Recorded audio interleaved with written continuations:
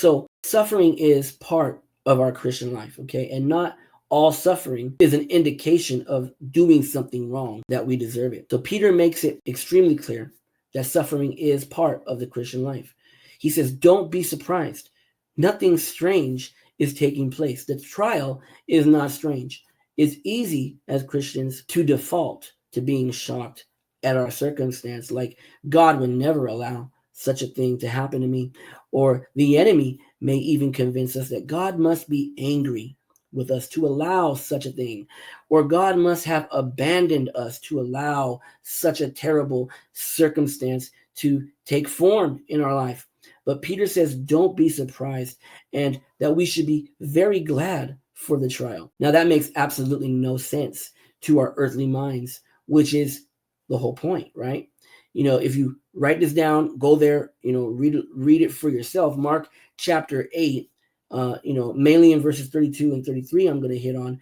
But you see there that Jesus predicts his own death in Mark chapter 8, in the verses leading up to verses 32 and 33. You see that Jesus is predicting his own death and persecution at the hand of the Pharisees. He's letting his disciples know, hey, this is going to happen. And Peter pulls him aside. Peter pulls him aside in Mark chapter 8 and rebukes him. In other translations, it even says that Peter reprimanded Jesus for what he was saying. That's just hysterical. It just shows you how clueless Peter was after 3 years of walking and talking with Jesus, learning firsthand from Jesus himself, and he was still clueless. He actually pulls Jesus himself aside to rebuke and to reprimand Jesus for what he was saying, predicting his death. And this is the very, very familiar, well-known passage where Jesus says, "Get behind me, Satan." He looks at Peter and he looks at his disciples, it says, right? And he says, "Get behind me, Satan." I could just imagine the look on Peter's face and all the disciples' face, like, oh my God, like he just called Peter Satan? What's going on here? Because even after 3 years, they were very clueless. They still struggled with faith. They still struggled with doubt. They struggled with believing. You look at Peter, right? And he walked on water with Jesus. But even being able to do that for a few moments, he still failed because he began to sink because he started to doubt, right? Because he started to look at, you think after that, he'd be able, to understand. But it gives us hope, right? As human beings that, hey, Peter, the disciples, all these, heroes of the faith, right? They struggle with the exact same things, the exact same mindsets that we struggle with. It's very, I don't know about you, but it's very comforting to me, because when I'm feeling down about, myself, I'm like, well, you know what? I'm in great company. I just got to open the Bible and, I'm in great company. When you look at Joseph, when you look at Job, when you look at King David, when you look at Peter, when you look at the Apostle Paul, and the list goes on, right? Elijah, I'm in great company. So it's comforting to me. So in Mark 8, you see that Jesus predicts his crucifixion, his death, and Peter rebukes him for it. And then Jesus makes that well-known, he says what we've all heard a million times, right? Get behind me, Satan. But why did he tell him that? He tells him, you are seeing things merely from a human point of view and not from God's. Peter wanted to stop this from happening. He wanted to, nobody's going to crucify Jesus on my watch, right? Especially if you watch The Chosen, the guy who plays Peter, I think he does a really good job of that attitude, that demeanor, of protecting Jesus, right? And Jesus tells him, get behind me, Satan, because he knew what was really behind it.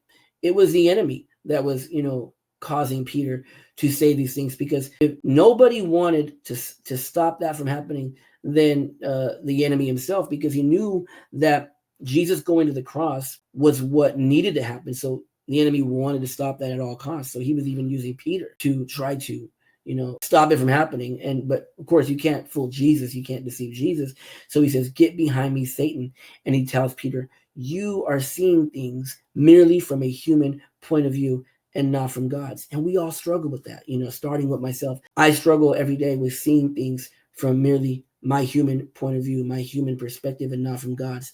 So we see in 1 Peter that Peter has come a long way in his ways of thinking, okay? In Mark 8, he was still clueless, right? And now in the book of 1 Peter, he's come a long way. in the way that he thinks about things, in the way that he processes things, in the way that he views things.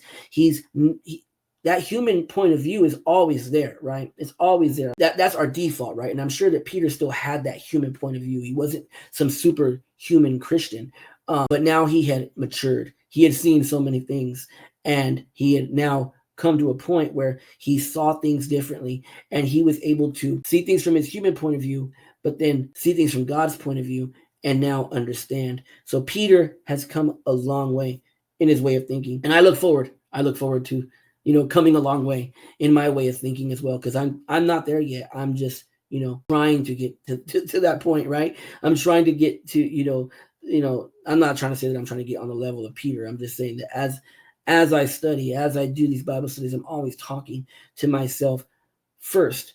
And people like my mom know, people like my sister know, people like my wife, they know. Those are my three. Those are my big three, right? My wife, my mom, and my sister. They know how much all my Bible studies relate to me in the moment. So Peter has come a long way, and we should all long for the day that we have come a long way in our ways of thinking and viewing things, and you get kind of like rejecting our human point of view and accepting God's point of view. And now Peter understands that trials and persecutions and hardships are very much a part of God's plan. And he even tells us to be glad about it, because it makes us partners with Christ in his suffering for us. Christ's suffering for us makes our suffering no longer meaningless. Jesus came and was born as a human being, lived the life of a human man, and his sufferings make our sufferings no longer meaningless. And I don't know about you, but I want to be partners with Christ, even if that means suffering. So don't avoid suffering, and don't overthink it to the point of forgetting the point in it. There is a purpose in our suffering.